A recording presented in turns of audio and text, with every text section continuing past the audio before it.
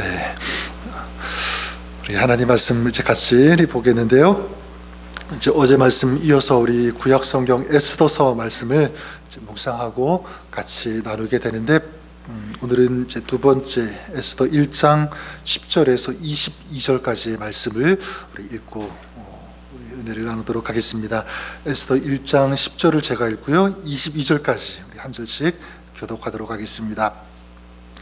제7일에 왕이 중이 일어나서 어전 네시 무만과 비스다와 하루보나와 박다와 아박다와 세달과 가르가스 7 사람을 명령하여 왕후 아스디를 정하여 왕후의 관을 정제하고 왕 앞으로 나오게 하여 그의 아리따움을 백성과 지방관들에게 보이게 하라 하니, 이는 왕후의 용모가 보기에 좋음이라.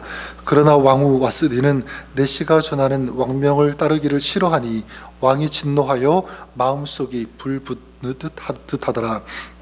왕이 사례를 아는 여자들에게 묻되 왕이 규례와 법률을 아는 자들에게 묻는 전례가 있는데, 그때에 왕에게 가까이 하여 왕의 기색을 살피며 나라 첫 자리에 앉은 자는 바사와 메대의 7 지방관 곧 가르스나와 세달과 아드마나다와 다시스와 메레스와 마르스나와 무무간이라. 왕후 와스디가 네시가 전하는 아수에로 왕의 명령을 따르지 아니하니 규례대로 하면 어떻게 처치할까? 무무간이 왕과 지방관 앞에서 대답하여 이르되, 왕후 와스디가 왕에게만 잘못했을 뿐 아니라 아수에로 왕의 각 지방의 관리들과 뭇 백성에게도 잘못하였나이다.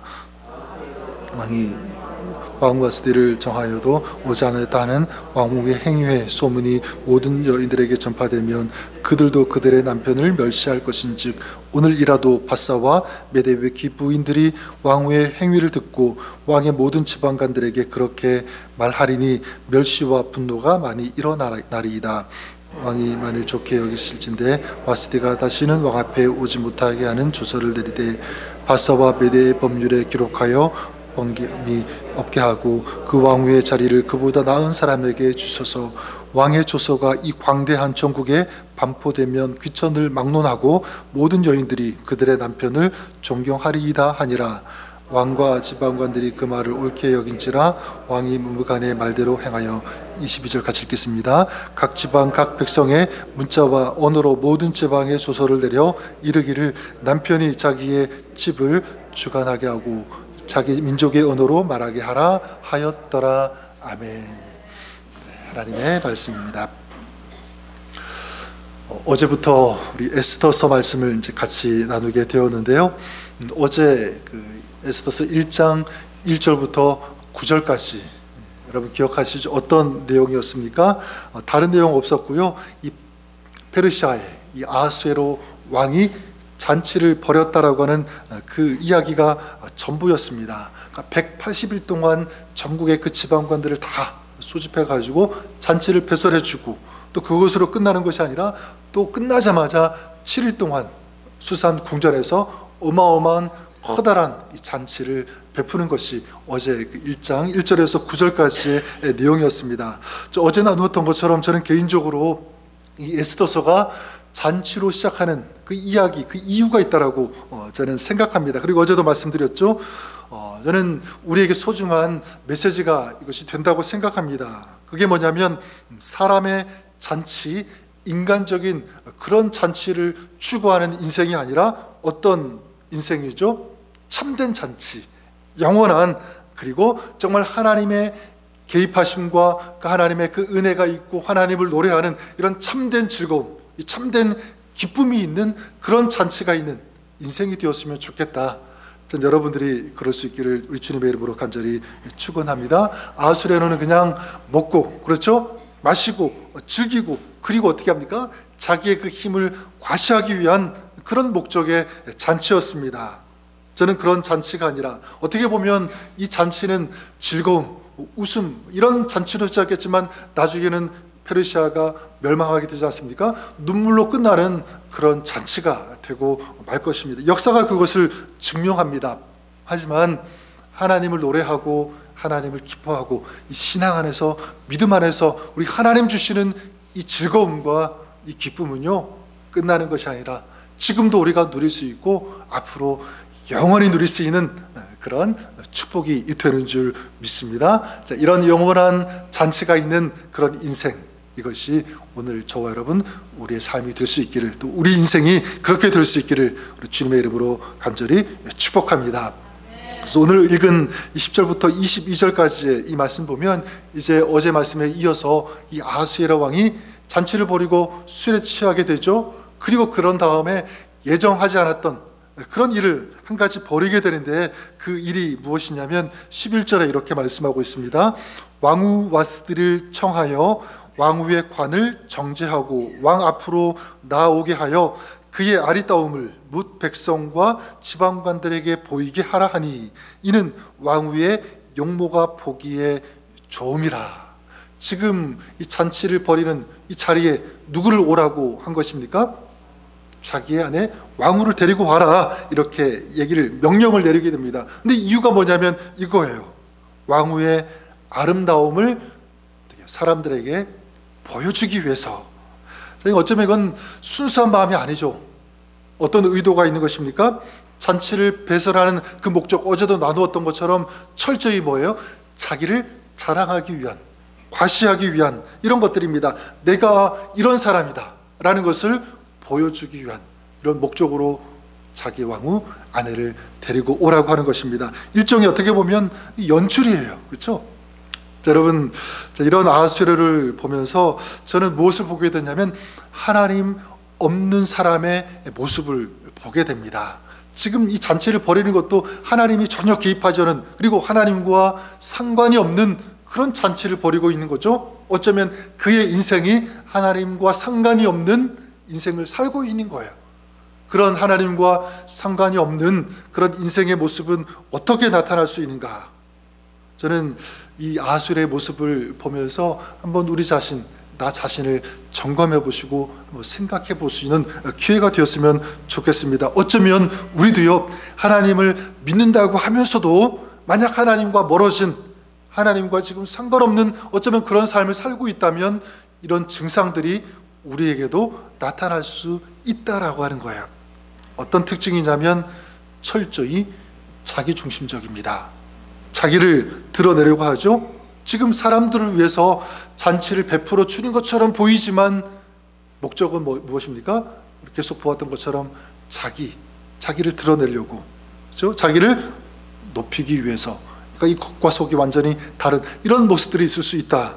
자기중심적인. 그리고 두 번째는 어떤 특징이 있냐면 자신을 위해서 사람들을 이용한다라고 하는 특징입니다. 이게 하나님 없는 사람의 삶의 모습, 특징, 무서운 거죠.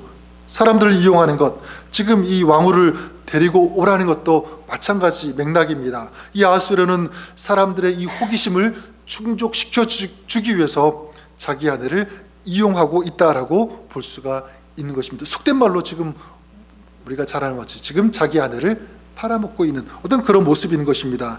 지금 이 왕후가 어떤 처지에 있는지, 어떤 상황 가운데 있는지, 또 어떤 마음인지는 전혀 지금 배려하고 있지 않고 있습니다. 그래도 왕후인데, 그렇죠? 한번 그 의사를 물어보고 지금 왕이 이렇게 하라고 하는데 어떻게 생각하느냐, 괜찮겠느냐, 좀 이런 대화 전혀 없이 일방적으로 명령해서 데리고 오라.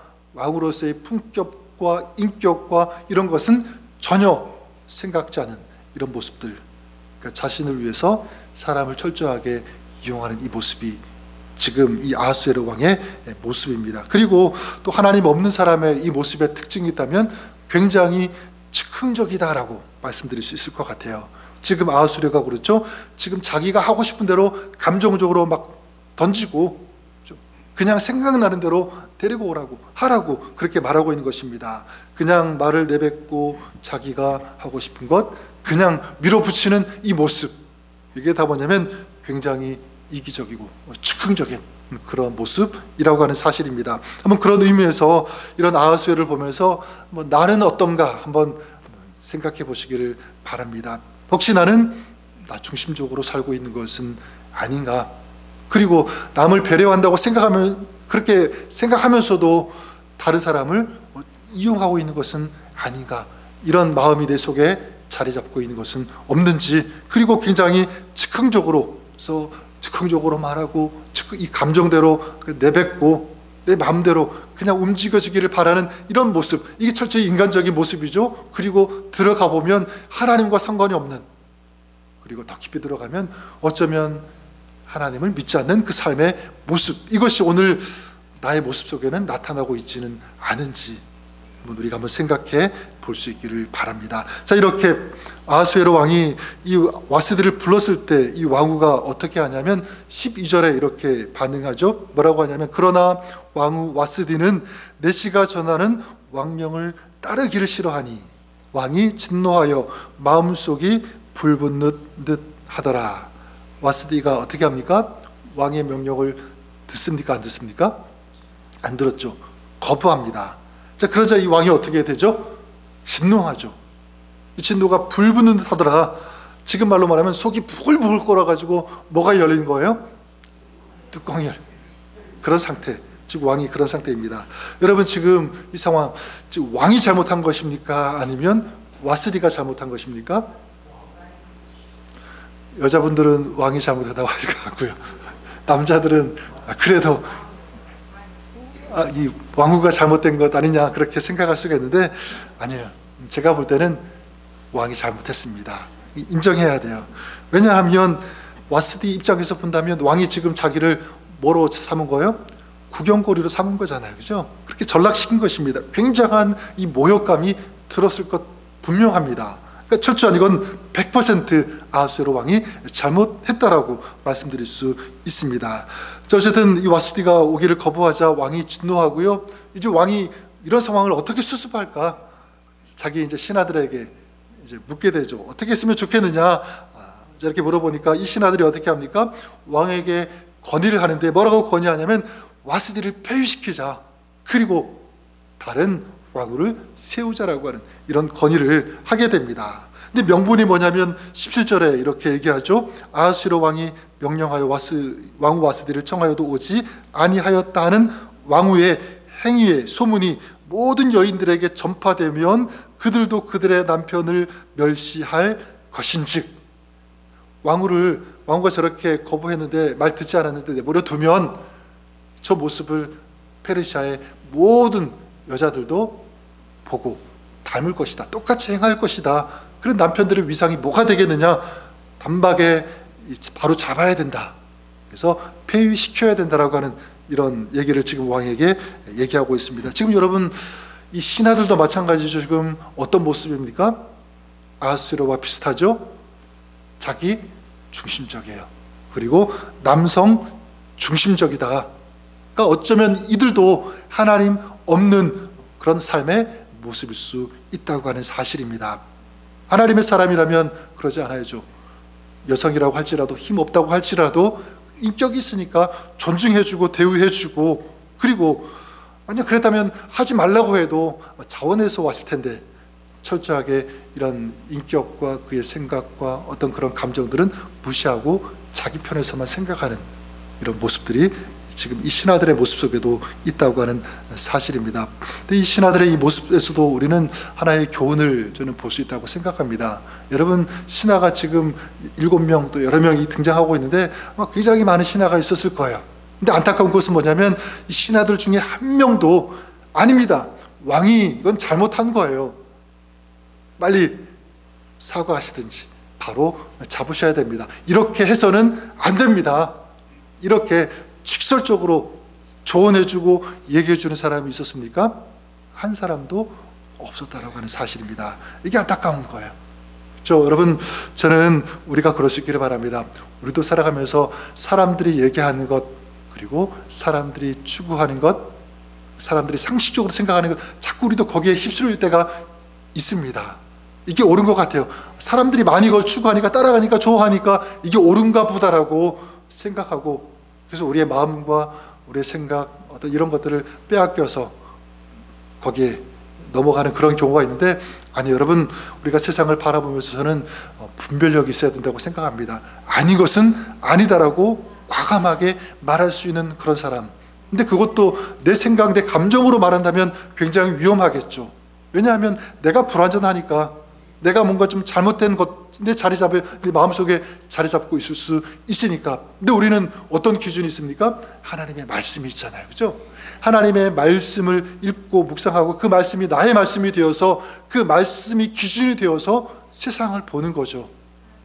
이건 사람들은 좋다고 해도 그건 아니다. 이런 길은 내가 따라가지 않을 것이다. 사람들이 다 좋아서 우르르 간다고 할지라도 나는 하나님이 이걸 막으신다면, 원치 않는 것이라고 한다면 나는 절대로 가지 않을 것이다. 이런 결단과 이런 결심, 이런 분별력이 있는 삶을 오늘 우리가 살았으면 좋겠습니다. 이런 신화를 통해서 우리가 발견할 수가 있고요. 전 결론적으로 오늘 이 아하수에로 왕과 이 왕비 와스디 사이에서 일어나는 이야기를 다시 한번 쭉 보게 됩니다. 어떻게 보면 지금 이 왕과 이 왕비 사이에서 일어나고 있는 이 약간의 이런 긴장감, 이런 갈등, 이런 이야기가 좀 특별할 수도 있지만 살다가 보면 이런 일이 있을 수 있습니까? 없습니까? 있죠, 그렇죠?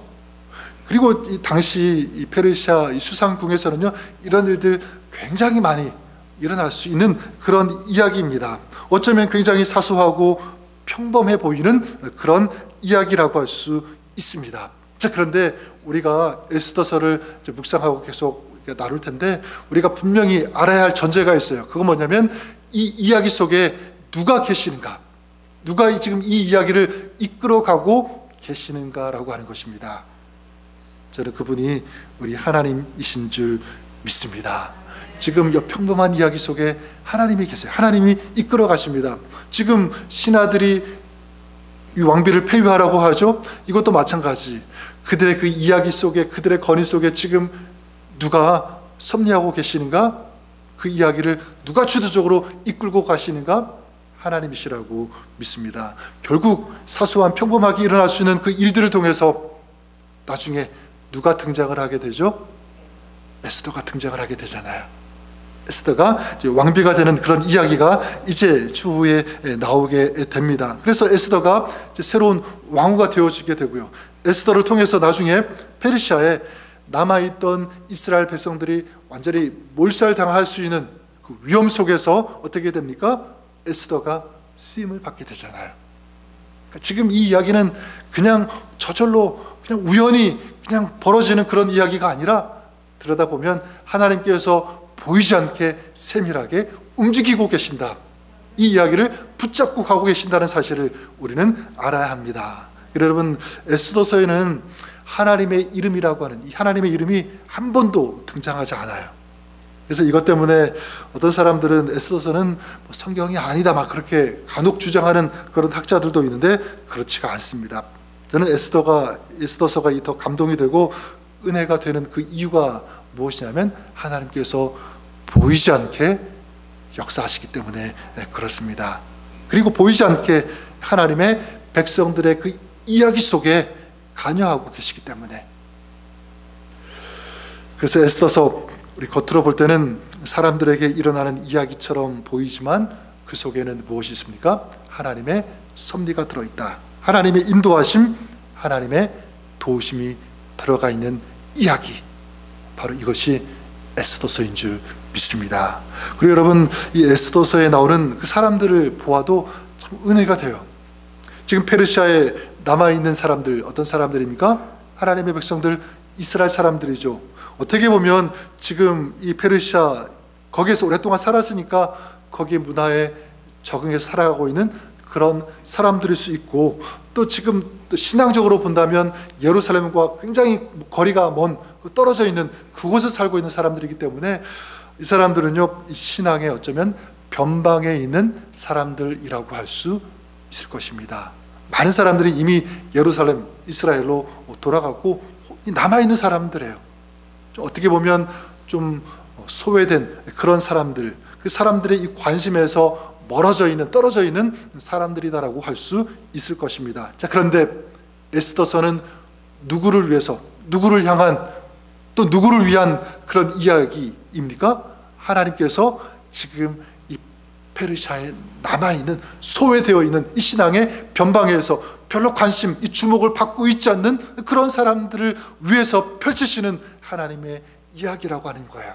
바로 에스더가 그렇습니다. 자, 그렇다면 여러분, 저는 믿는 것은, 또 위로가 되고 감사가 되는 것은 무엇이냐면, 이 에스더서의 이야기는 오늘 누구의 이야기가 될 수 있을까요? 저와 여러분, 우리의 이야기가 될 수 있다라고 하는 사실입니다. 저는 그 하나님을 믿습니다. 여러분, 우리도 마찬가지죠. 어쩌면 우리도 사회적으로, 국가적으로 여러 가지 어떤 그런 제도적으로 볼 때 중심에 서 있는 것이 아니라 변방에 서 있는 그런 사람들 있잖아요, 그죠? 그리고 또 우리는 이민자로 살고 있기 때문에 더더욱 어떤 그런 느낌, 어떤 그런 감정을 느낄 때가 참 많이 있습니다. 뭐 신분적으로든지 아니면 어떤 사회적으로 여러 가지로 볼 때 우리는 좀 소외된 어떤 그런 모습으로 살고 있는 그런 사람이라고 할 수 있는데, 근데 여러분, 그런 사람들 그 속에 누가 계시는가? 우리 하나님이 계시는 줄 믿습니다. 많은 사람들은, 나라는, 국가는, 그리고 있는 사람들은 우리를 자꾸 바깥으로 이렇게 밀어붙이고 그런 취급할 수 있지만, 하나님은 우리 믿는 사람들을 어디에 두시냐면 하나님의 역사의 중심에 우리를 세워주시는 줄 믿습니다. 이게 하나님이세요.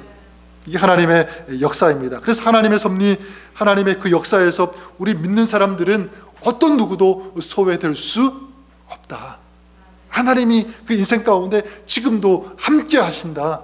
그리고 우리의 모든 것을 하나님이 아시고 이끌어 가신다.